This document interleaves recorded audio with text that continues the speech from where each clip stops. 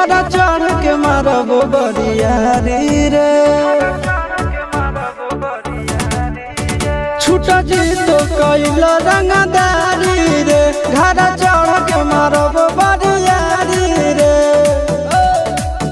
तोरा बाप के न तोरा दादा के चिन्हबहु बेटा सब गोली मारबौ त एगो गिनबौ तोरा बाप के न तोरा दादा के चिन्हबहु बेटा सब गोली मारबौ त एगो गिनबौ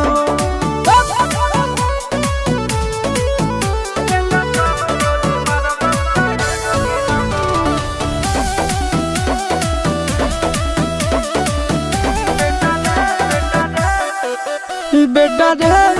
काटा से ठोक देबौ चिमनी के भाठा में झोंक देबौ देखबौ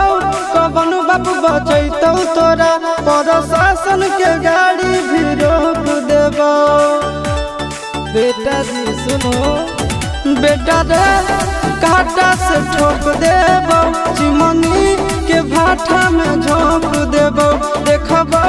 कवन बाप बचैतौ तोरा प्रशासन के गाड़ी भी रोक देबौ तोरा जैसन के हम खड़े खड़े गिनबौ बेटा सब गोली मारबौ त एगो गिनबौ तोरा बाप के न तोरा दादा के चिन्हबौ बेटा सब गोली मारबौ त एगो गिनबौ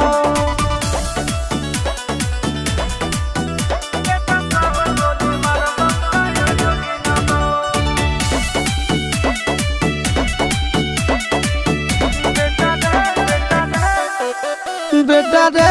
दौड़ा के बाजार में मारबौ गोली तोर कपार में रंगदारी जे करभी बिहार में गड़ देबौ गंगा जी किनार में इतना मार पड़तो न बेटा बेटा रे दौड़ा के बाजार में मारबौ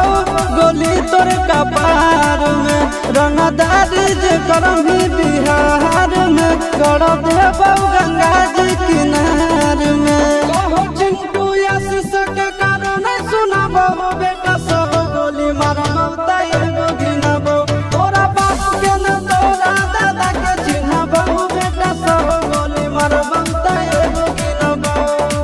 मारत मारत पिछुआरा लाल कर दे बेटा ध्यान से बाप इधर है।